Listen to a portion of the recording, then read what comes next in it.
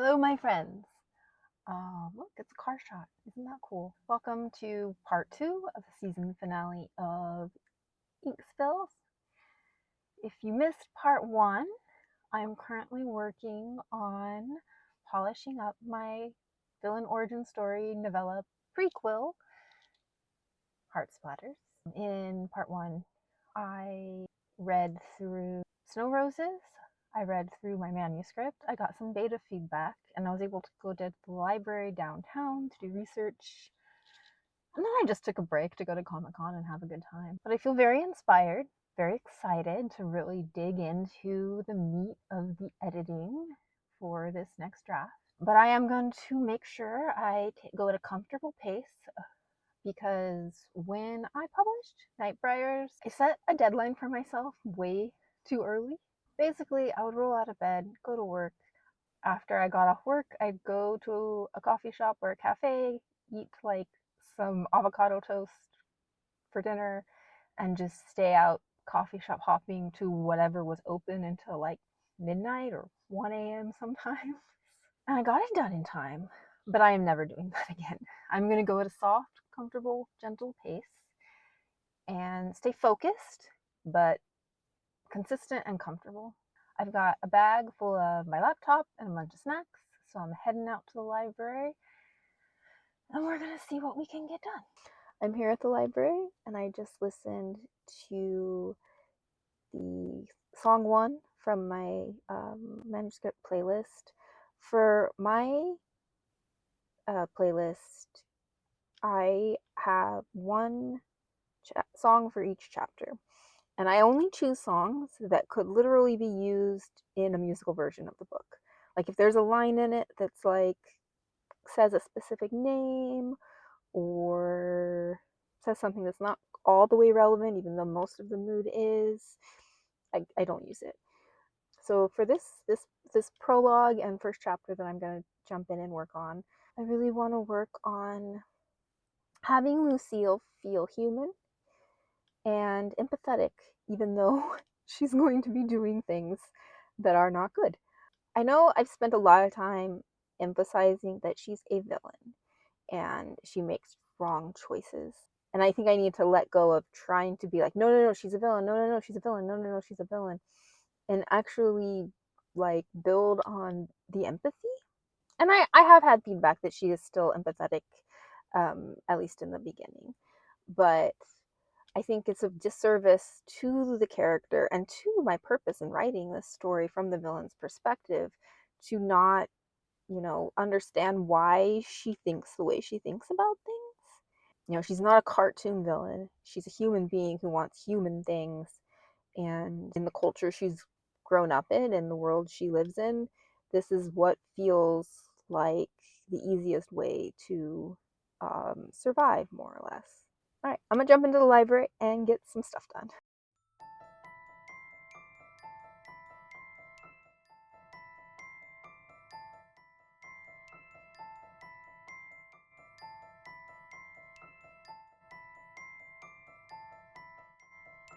Editing the prologue and chapter 1 seemed to go pretty well. I feel like I made the story a lot stronger. Then I had one quick walk to do, had some snacks, and now I'm at another library because change of scenery is good for creativity. And I am going to listen to chapter 2's song and get started on the next chapter.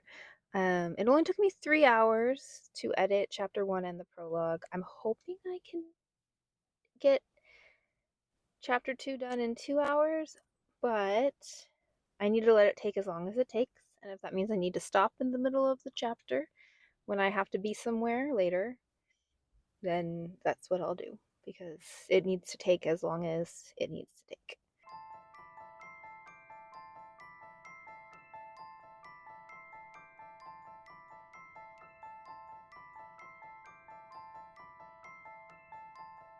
So I was able to get about half of chapter 2 edited.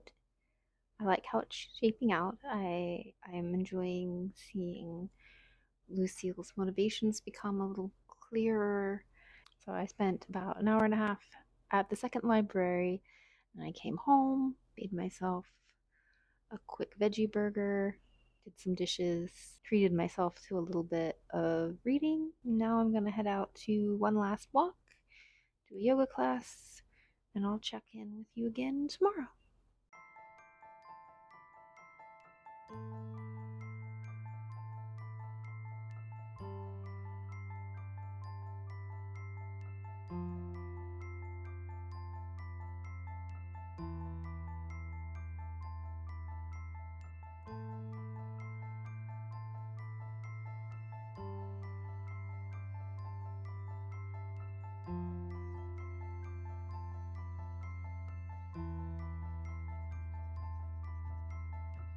Good morning.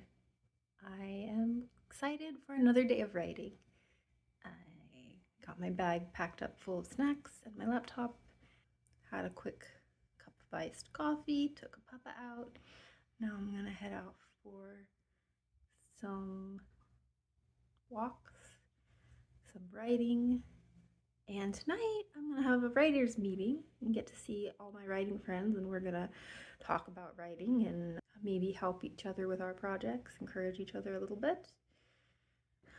I'm excited. It's always good to see all of my writing friends and talk shop a little bit. It's gonna be a good day.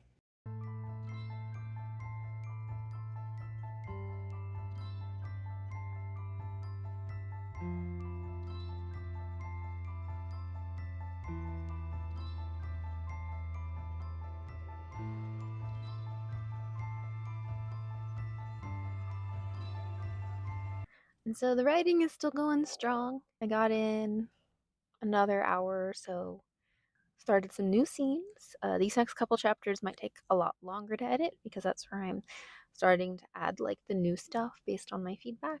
I'm adding some new scenes with Lucille and Sable to kind of explain their rift a little bit better. If you want an idea of what the premise is, it's sort of a deconstruction of the fairy tale prince concepts because Lucille meets this.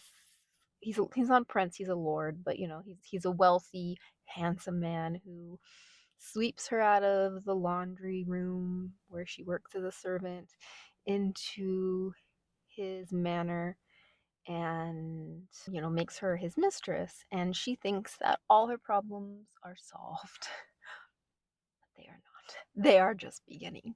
But she's just so swept away by the idea that someone important could think she is important and that she no longer has to work hard every single day, that she's just like, well, this is great.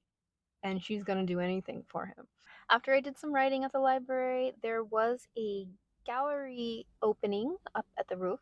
Hanging out at the rooftop of the library is now my new favorite thing. But I looked at some of the art, it was really cool. The general theme seemed to be deconstruction. There was a lot of sculptures of molecules and things like that, with like the theme of deconstructing reality to reconceptualize it, which was really cool.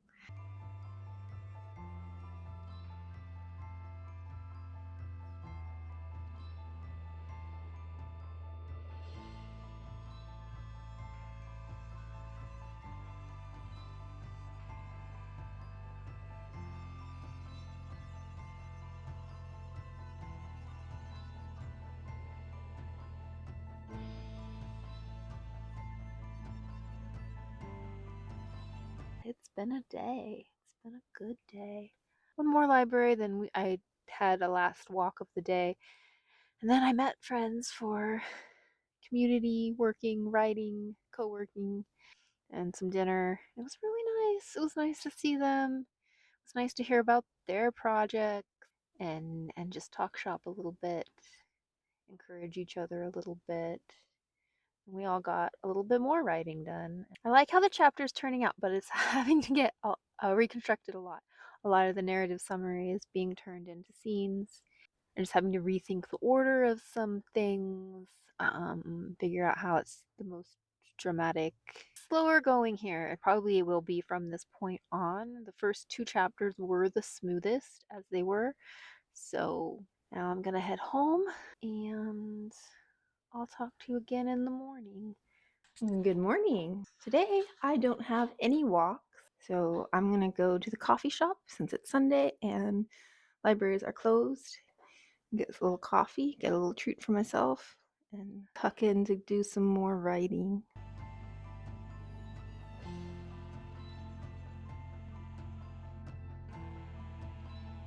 All right, I just got back from the coffee shop, finished chapter 3.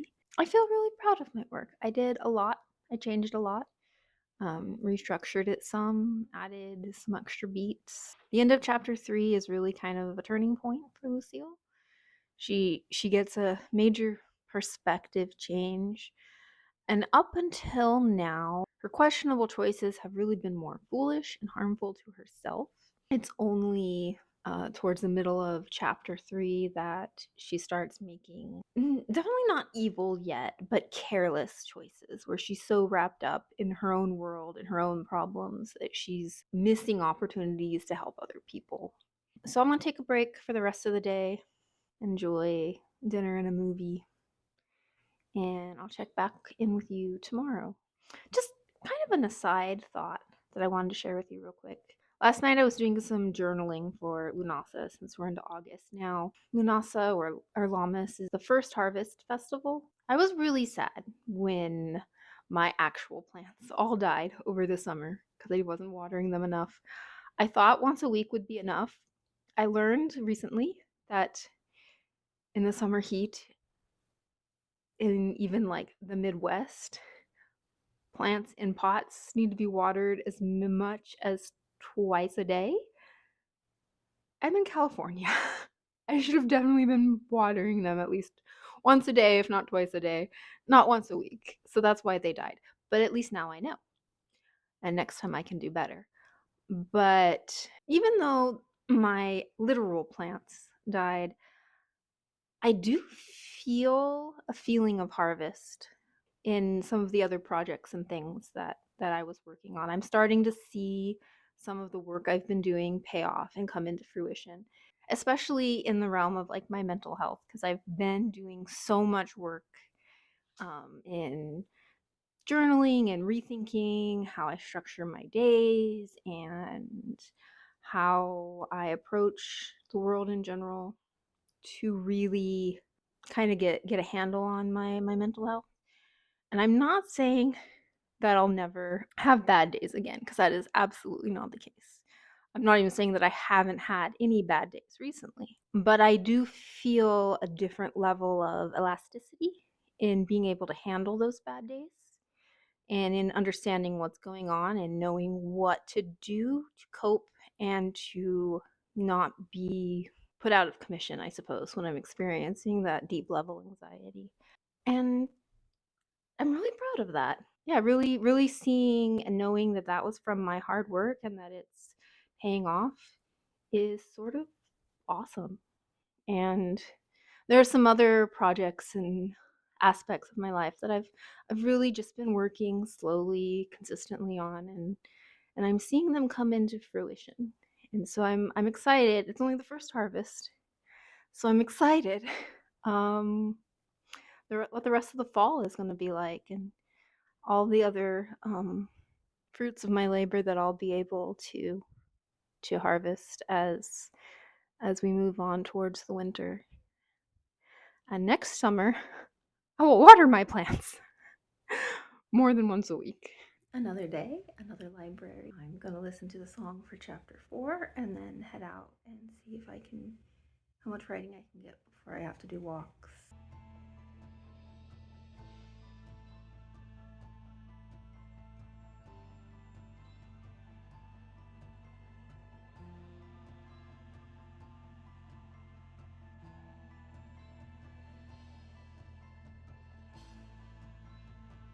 I was able to finish editing chapter 4 at the library yesterday. Yes, it was yesterday.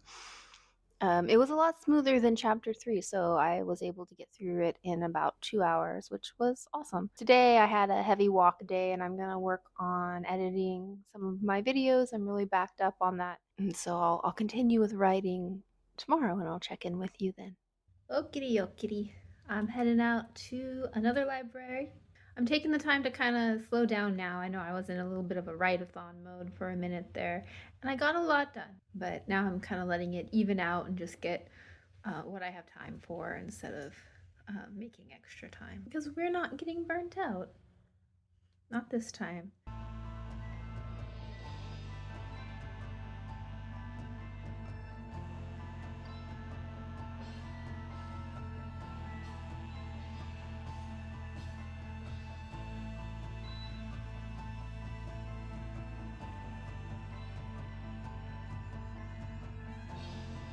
So I did get a little bit of writing done the other day at the library.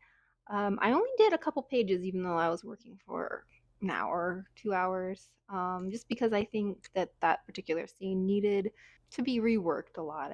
I wanted to make it more dramatic, more of a scene, a little bit less of narrative summary, but still keep the poetic prose that I was going for. I like how it came out, but it came out a little bit more slowly. Today, since I am trying to emphasize focusing on mental health as I finish up this draft, I was going to show you how I manage my time so that I know I have enough energy left to do all of the things that matter to me and I'm not just completely spent up by everything that comes along. It's kind of a journaling system. It's very flexible, so I can switch it around according to what I need in a specific time, which is why I don't use a planner. I just use a journal. Sometimes I call it a North Star journal just because its purpose is to keep me focused and on track. There's no reason you have to use a pretty journal. I don't always. Sometimes I just use what I have, some old journals I find around, some notebooks. I'm going to transfer what I have written for my yearly goals from my old journal onto here. I even write down the ones I've already accomplished just because then I can remember that I've accomplished them. But essentially, having this as the, I guess I would almost call it like the title page of the journal, it really just reminds me what I decided to do and what I'm going to continue to decide to do. And sometimes when I transfer from one journal to the new one, I might drop a goal that I no longer want to accomplish. I do try to keep them achievable. That doesn't mean I always achieve all of them, but I do try to not put goals that I think I can't do in the time span that I'm putting it in. So after the title page, I do a monthly goal page.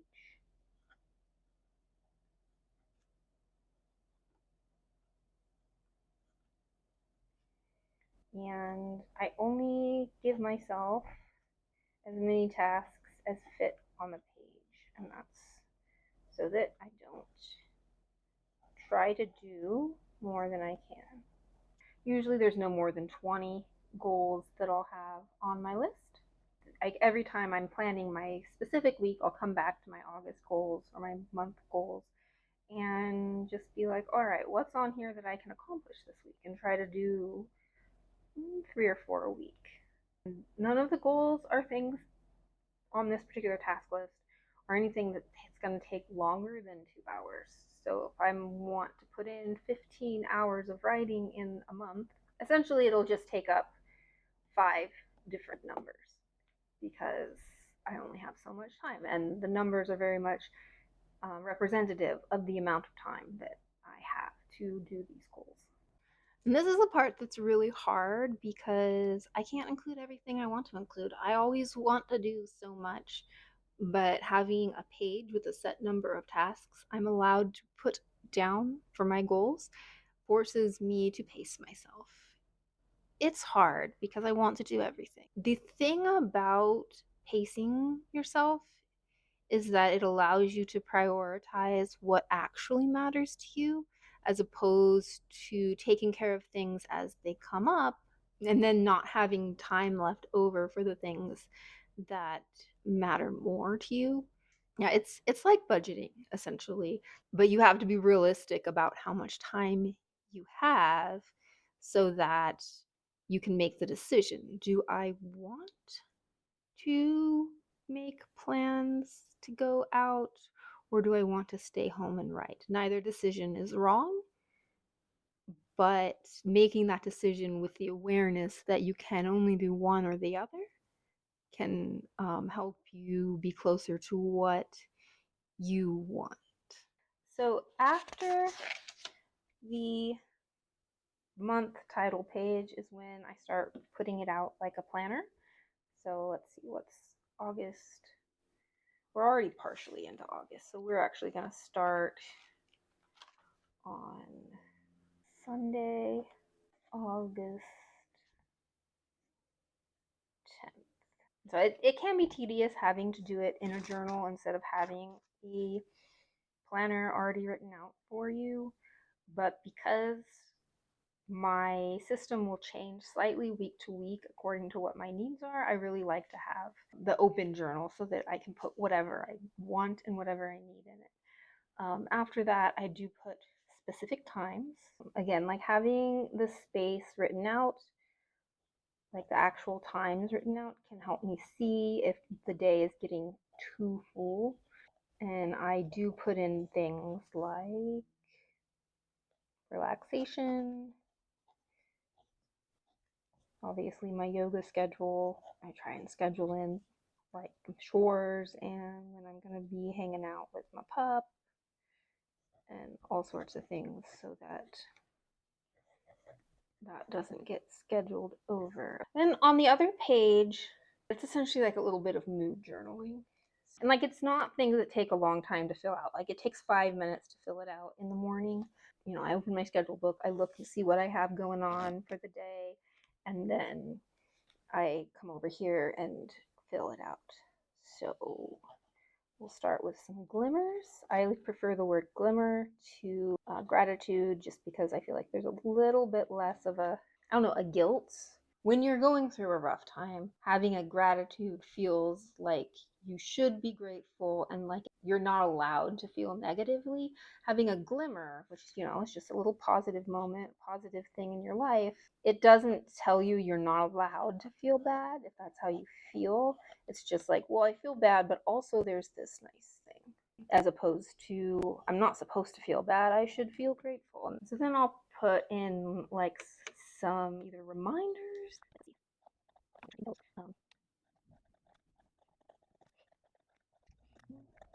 Um, let's see. We'll work on my confidence this month. So, what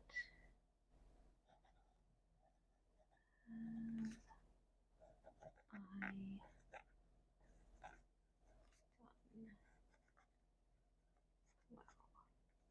I change the questions up. Sometimes it'll be like, what do I want most? How do I feel today? Essentially, it's just to keep my head focused on positive things, to remind myself to do anything that I want to start integrating as a habit, and then maybe a question or two to get me a little bit introspective and to think about how I am approaching my day. So that's how I keep myself paced and focused and make sure I don't overextend myself. It's not super complicated. It's simple, but it really does help me a lot. It's hard because you want to do everything. You want to be like, yes, I will make a 10-course meal, and I will take the dog out, and I will do 20 walks today, and I will still have time to write. But the reality is, you won't. You only have a limited amount of time, a limited amount of mental space, and so you have to make hard decisions. Okay, I'm going to eat takeout so that I have time to write. I am going to eat a sandwich so I have time to write. You're making those decisions anyways, regardless of whether or not you make them consciously, just based on, you know, what you say yes to and what you don't have time for when you're done. But if you make it consciously beforehand and decide what matters to you personally in this specific time, then you can live your life a little bit more according to your goals. And so it is Sunday, the 10th of August, and I'm heading out to the coffee shop to get some writing done. I'm hoping to finish up the chapter I'm working on and probably dig in getting my schedule all sorted out for the next couple months. This morning for breakfast, I had these really amazing and beautiful gingerbread cookies that my friend Whitney made. Last night we had a surprise gathering for my partner's birthday, so we had some leftover cookies. Whitney, who is actually Kana, in if you follow along with my newsletter for my D&D campaign, she plays Kana, and she also made the cupcakes for my Nightbriars book launch 4 or 5 years ago, maybe 6 years ago now. I think it's 6 years ago. She's a really, really good baker. So I had that with a little bit of iced coffee this morning, and it was lovely. I did a couple walks, came home and played with my own pup, and I have the rest of the day to write.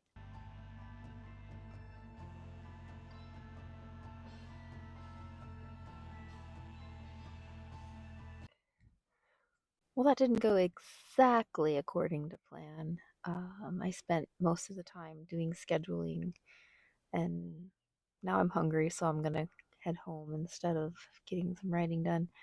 But it's still good to have that done. It is now Monday, August 11th.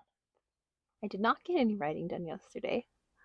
I went home, ate some food, did more scheduling.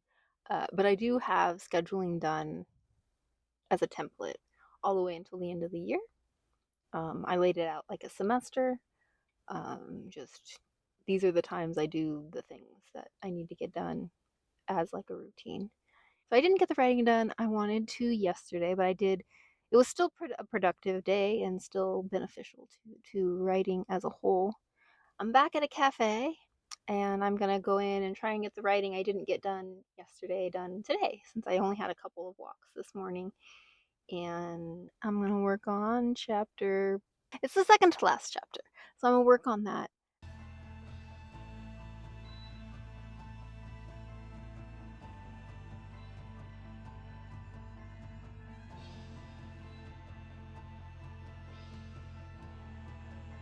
Writing is hard work. I feel pretty tapped out. I was in the coffee shop for 5.5 hours.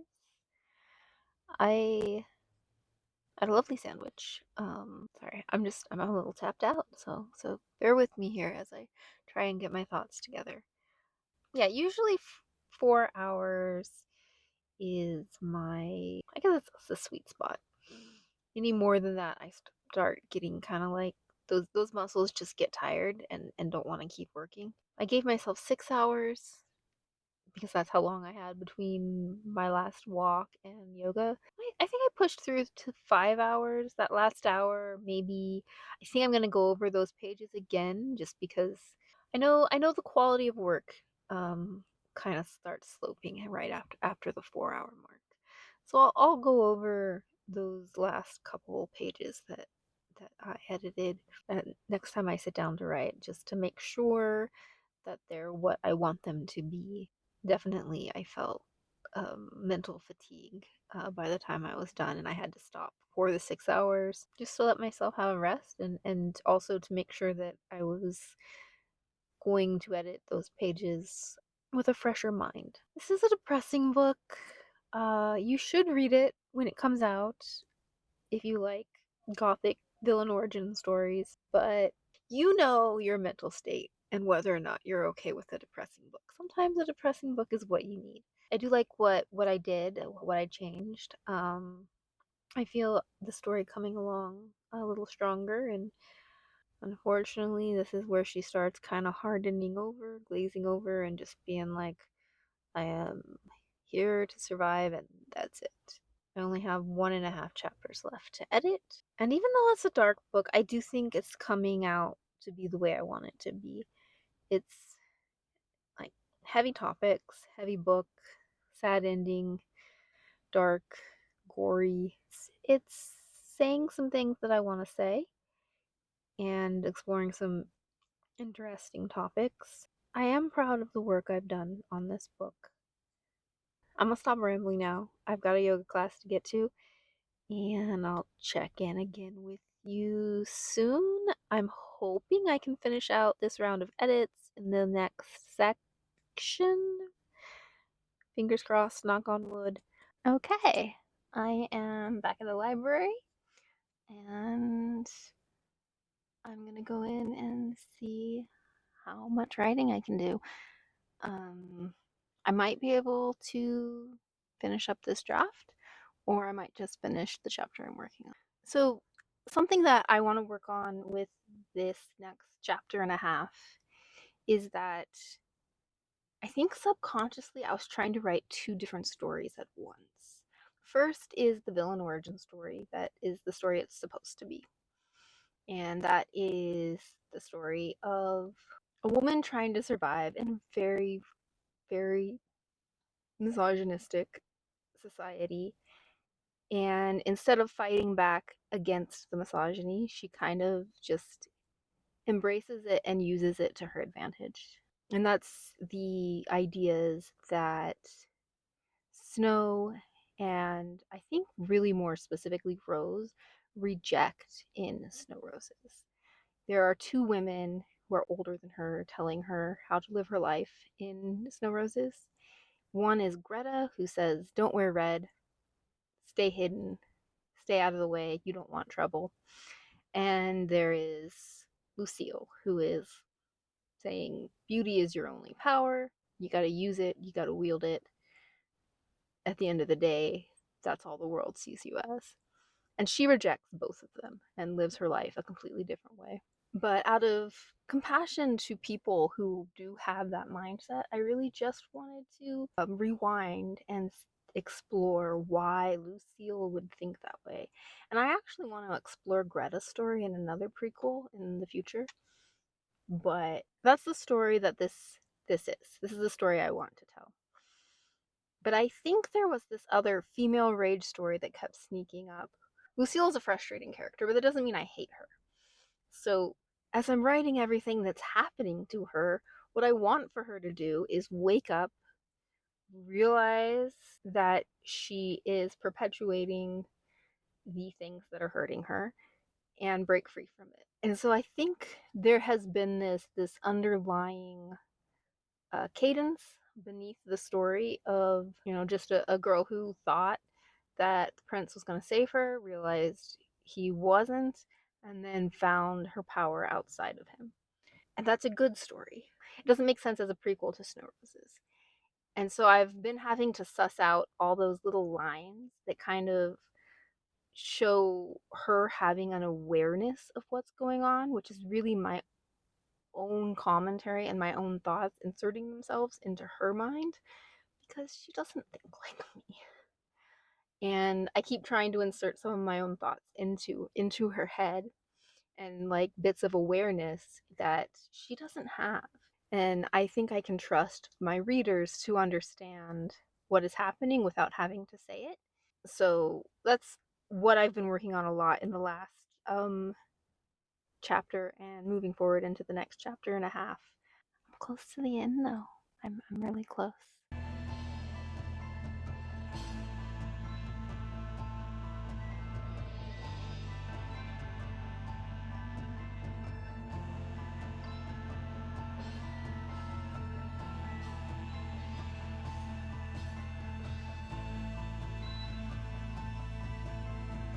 Good morning. It is Saturday, August 16th, I think.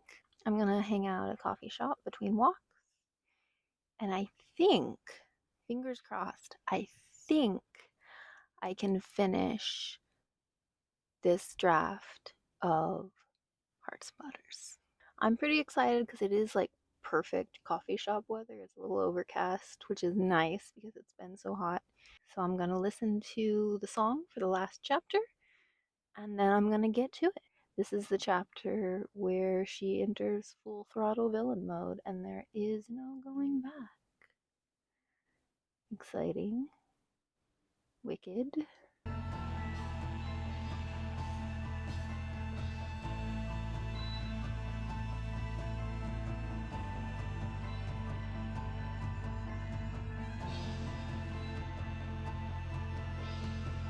So I got a good couple hours in, 4 hours, I'd say.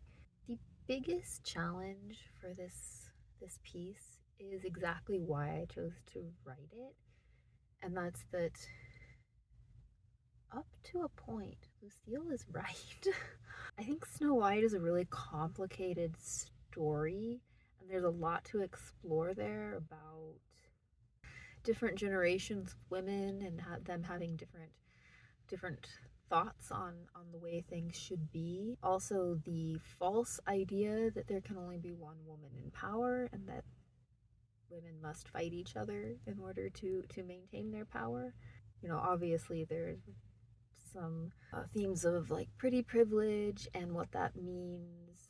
Pretty privilege, but also sexual exploitation and the danger of being perceived as too pretty, and the connection between beauty and power as it is perceived by the world for women. And there's just so much to explore that sometimes I question my ability to be the one to explore it. But of course, I'm not exploring it in full. This is just one exploration. It's not an it's not definitive. The story will continue to be explored from different angles and different ways. It was important to me when I wrote Snow Roses that it was just explored from Snow and Rose's perspective. But that doesn't mean that I didn't see that Lucille also had a sometimes valid perspective. And that's why I wanted to go back and tell her story as well, even though she ultimately makes choices that are not only harmful to others, but harmful to herself. Because she doesn't ever get what she really wants. She wants love and connection and a sense of community, but she never feels safe enough to get that. Instead, she settles for raw and unquestioned power that she believes she only wields because of her appearance. I want better for her, but ultimately she chooses to hurt people, and that's sad. So I did a couple of walks, and now I'm back at the San Diego Central Library, and I'm gonna put an hour or two in um, and see if I can do a couple more pages.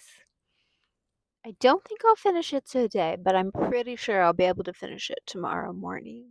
So we're almost done. Exciting.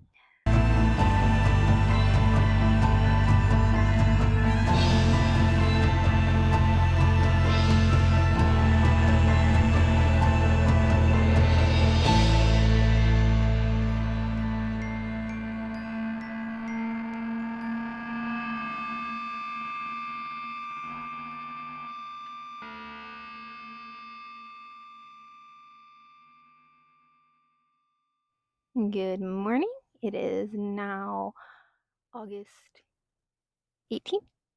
The library closed early yesterday, which I had to get going around 6 anyways, but I got a couple pages in. And this morning I had one walk. So I went to a nearby cafe and sat down, and I was on the very last page, and my computer's battery died. And there's no plug-in, there's no outlet in the cafe because I chose it for the aesthetic. Very, very adorable. Um, I've been meaning to try that cafe for a long time now, so still glad I chose it. But now I've got to go home and charge my laptop and finish the final page. Which kind of works out because I have some notes at home that I forgot to bring. So I can look over them and make sure everything is exactly right.